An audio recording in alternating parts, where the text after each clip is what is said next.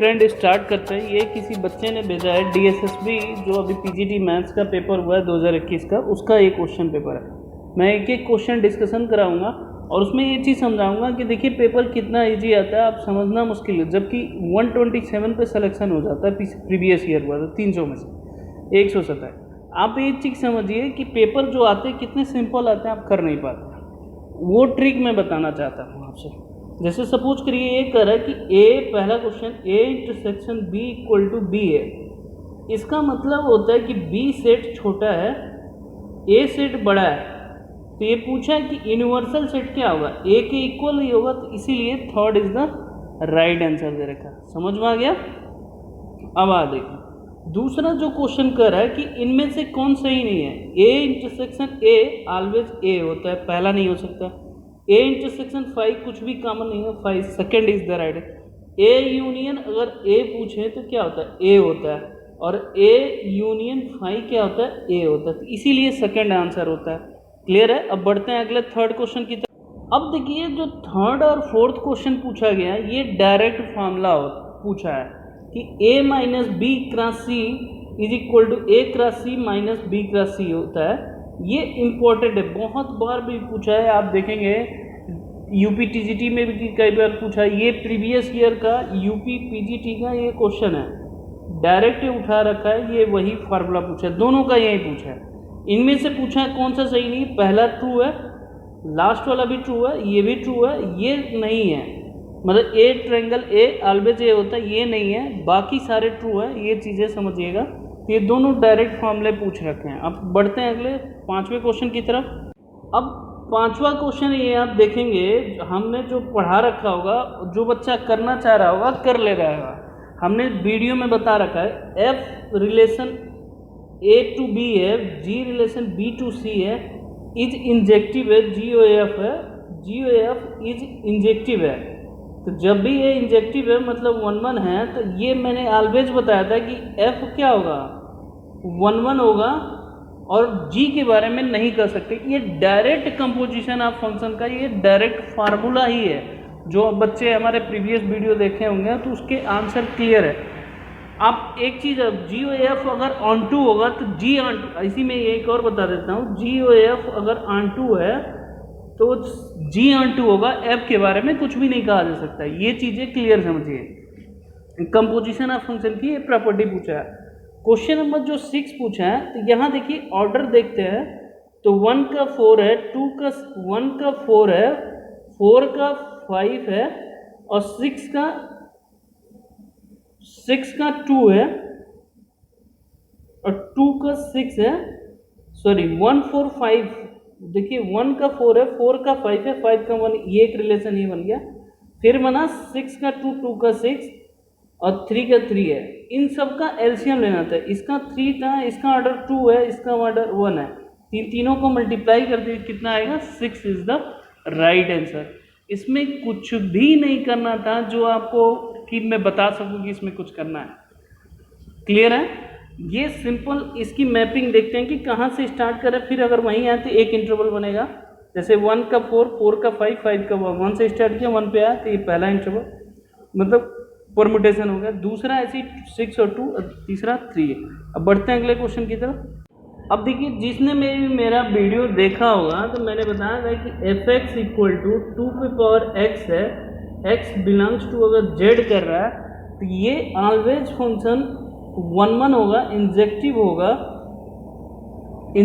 होगा, but on to नहीं होगा। क्योंकि जो इसका फिगर बनता है आप जानते हैं ऐसे बनता है, ठीक है। हर 1 1 का मतलब क्या था, एवरी फंक्शन की वैल्यू उस पर मिलना चाहिए, ऑन टू उसका प्री इमेजेस मिलना चाहिए। तो प्री इमेजेस नहीं मिलेगा। जैसे मान लीजिए हमने रखा 2x टू पावर y ले रहे हैं, तो यहाँ से अब देखिए x log 2 इक्वल टू कितना log y हो जाएगा, x equal to log y upon 2 हो जाएगा। तो इसलिए इसका प्री इमेजेस नहीं मिला, इंटीजर है, z है, तो रेशियो वाले में नंबर नहीं आता, इसलिए फंक्शन ये ऑन टू नहीं है। अब देखिए क्वेश्चन नंबर जो 8 पूछा गया, f इंटू जी पूछा गया। समझ गए? तो बहुत सिंपल होता है, ऐसा नहीं, बहुत सिंपल होता है। आप चाहोगे तो इस क्वेश्चन को ईजी तरीके से कर सकते हैं। एफ इंटू जी पूछा है, तो अब देखिए एफ इंटू जी का, तो जी से स्टार्ट करते हैं। एफ इंटू जी का मतलब जी का मैपिंग स्टार्ट करेंगे। तो आप देखिए जी का 1 का इमेज किस पे है, 2 है, तो इसमें देखिए 2 का इमेज क्या है, 3 है, तो इसका मतलब 1 का इमेज 3 हो जाएगा। क्लियर है। अब आप देखेंगे दूसरा, इसमें देखिए 2 का इमेज 3 है, 3 का इमेज क्या है, 4 है, तो इसमें 2 का इमेज क्या हो जाएगा, 4 हो जाएगा। ऐसे ही इसको चेक करते जाना है, इसमें कहीं भी प्रॉब्लम नहीं आएगा। अब देखिए 3 का इमेज 4 है, 4 का इमेज क्या है, 2 है, तो 3 का इमेज क्या हो जाएगा, 2 हो जाएगा। ऐसे ही 4 का 1 आंसर। एफ इंटू जी लिखा है, तो जी से स्टार्ट करके एफ पे देखना है।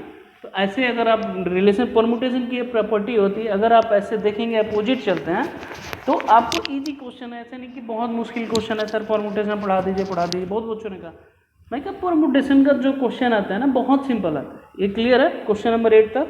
अब क्वेश्चन नंबर 9, अब देखिए क्वेश्चन नंबर 9 कह रहा है कि ए बी सी 3 सेट है और कह रहा है कि A minus B minus C है। सिंपल इसका डायरेक्ट फॉर्मूला होता है A minus B union A intersection C होता है। ये ऑलवेज फार्मूला ही होता है, डायरेक्ट ये फार्मूला उठा के पूछे। सेट थ्योरी के जितने फार्मूले ये पीजीटी में पिछले साल ये यूपी में आया हुआ था। देखिए हर स्टेट का एग्जामिनेशन कॉमन होता है, क्वेश्चन उठाने वाले लोग नेट से ही उठाते हैं, तो ये रिपीटेड क्वेश्चन होता है। जैसे ये देखिए F X equal to X square है, आर एल में ये पूछ रहा है कि बाइजेक्शन है कि नहीं, 1 1 ही नहीं। बाइजेक्शन का मतलब होता है 1 1 और ऑन2 दोनों होना चाहिए, तो वो फंक्शन बाइजेक्शन होगा। तो जैसे मान लीजिए -1 का इमेज रखेंगे तो -1 का स्क्वायर कितना हो जाएगा, 1 का इमेज रखिए कितना आएगा, 1। तो आप जानते हैं f -1 इक्वल टू 1 है, बट -1 इक्वल टू 1 होता है, नहीं होता है। तो फंक्शन 1 1 ही नहीं है, तो 1 1 नहीं है, तो जैसे ही 1 1 नहीं होगा तो बाइजेक्शन ये होगा ही नहीं। तो second is the right answer. Clear है। आगे बढ़ते हैं, क्वेश्चन नंबर 11 अब करते हैं।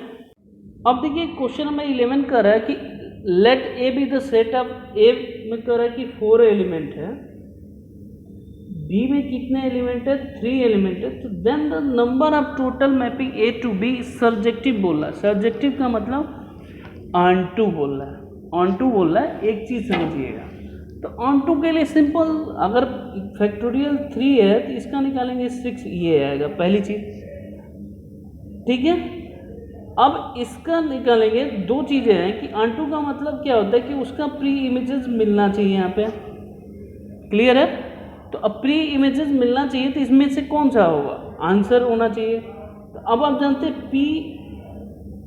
P4 P3 निकालिए, ये कितना आ जाएगा, फैक्टोरियल 4 ये आ गया, 24 है ये हो गया, और 6 2 बार पॉसिबिलिटीज आएगा, सबको प्लस कर दीजिए तो कितना आ जाएगा, 36 इज द राइट आंसर, मतलब ए इज द राइट आंसर। ये 2 बार हमने क्यों प्लस किया, क्योंकि एक मैपिंग 2 जगह रिलेशन वहाँ बना सकता है।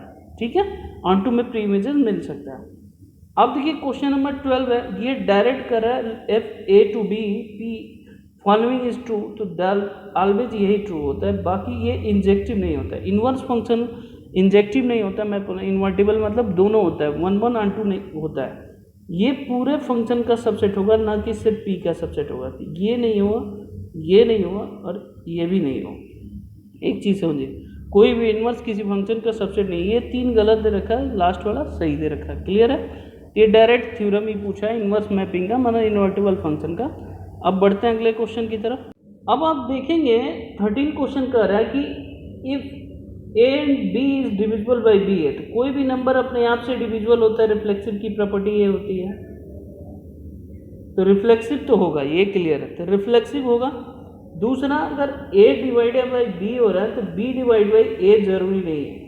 जैसे मान लीजिए 2 डिवाइड बाई 1 है तो 1 डिवाइड बाई 2 नहीं होगा, तो सिमेट्रिक तो नहीं होगा, तो इक्विवेलेंस रिलेशन नहीं हुआ, सिमेट्रिक नहीं हुआ, ये दोनों ऑप्शन नहीं है, तो third is the right answer. Reflexive transitive होगा, नहीं तो नहीं होगा।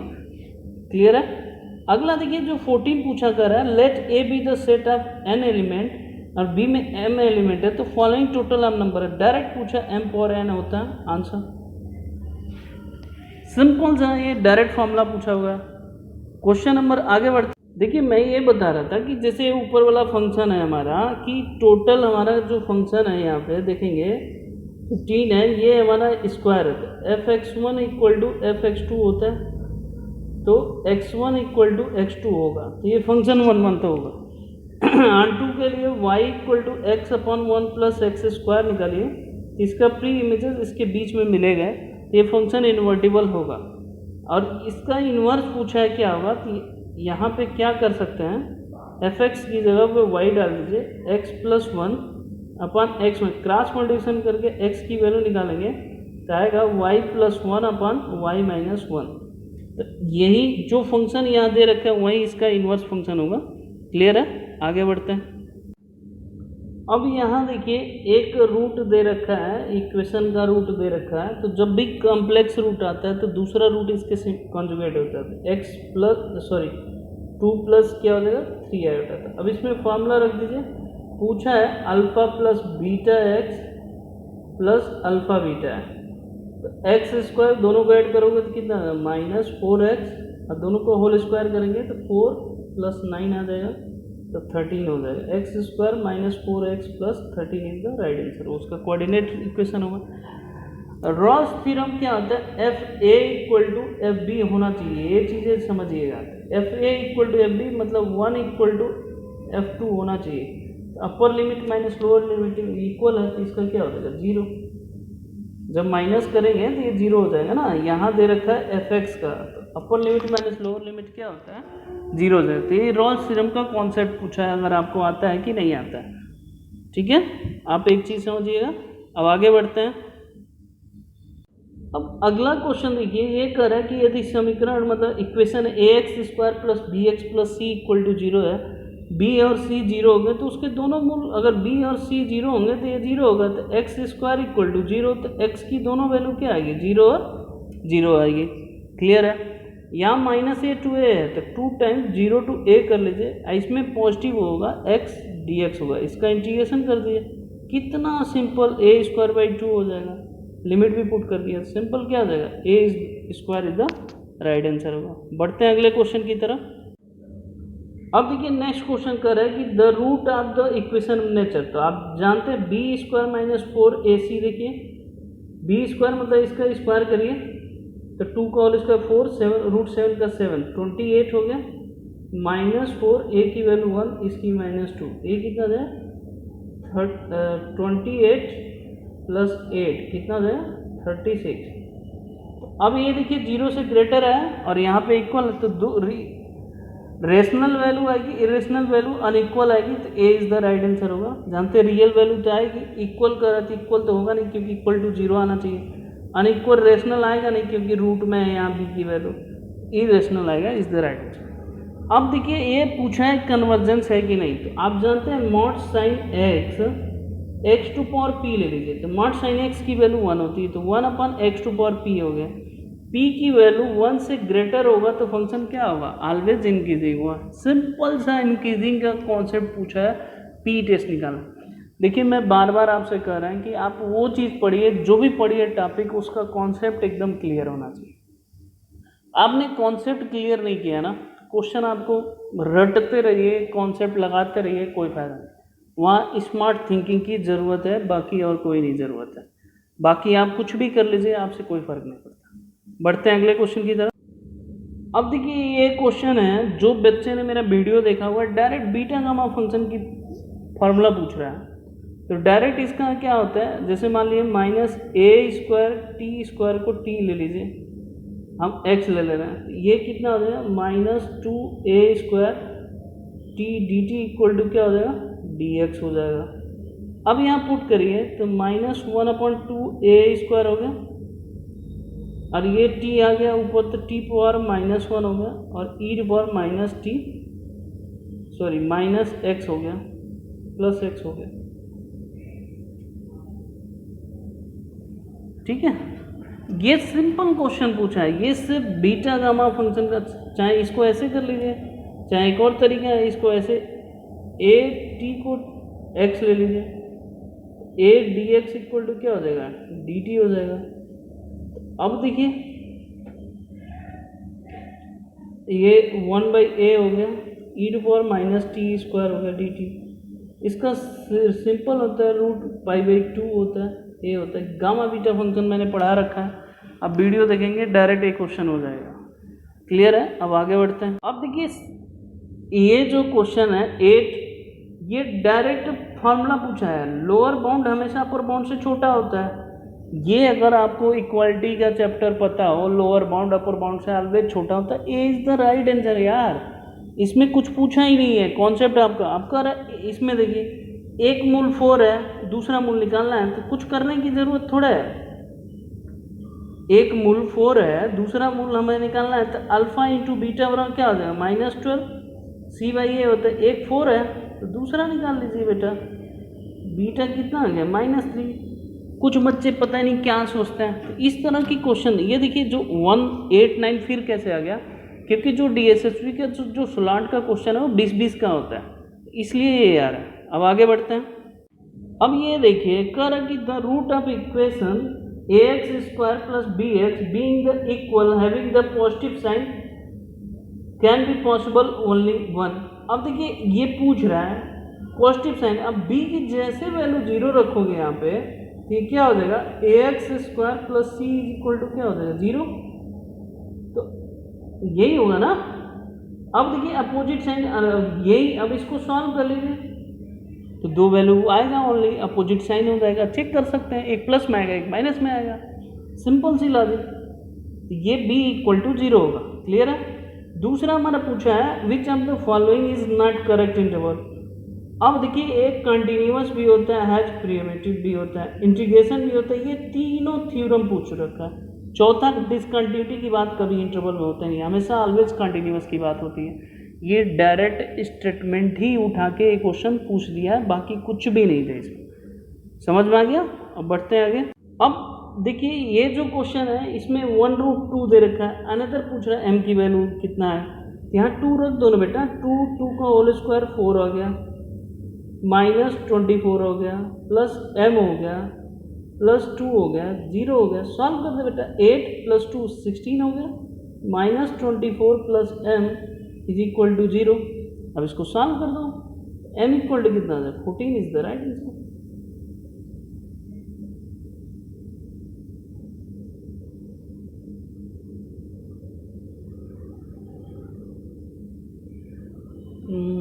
सॉरी थोड़ा मैंने गड़बड़ कर दिया।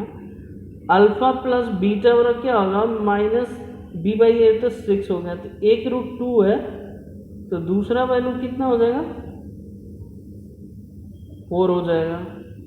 अब आप जानते हैं अल्फा इंटू बीटा बराबर क्या होता है m+2 / 2 हो जाएगा, c/a होता है, तो यहाँ 4 × 2 कितना हो जाएगा 8 हो जाएगा, m+2/2 हो जाएगा, m इक्वल टू कितना आ जाएगा 14 is the right answer. Sorry उससे पहले थोड़ा सा मिस्टेक कर दिया था। यहाँ तक क्लियर है?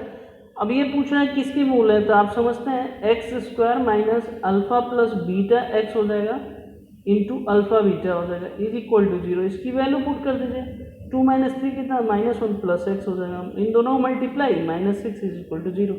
आंसर सिंपल क्वेश्चन था, ऐसा नहीं बहुत मुश्किल था। आगे बढ़ते हैं। अब यहाँ देखिए कह रहा है कि if the equation of ABC has real rational satisfy the A + B + equal to 0 है।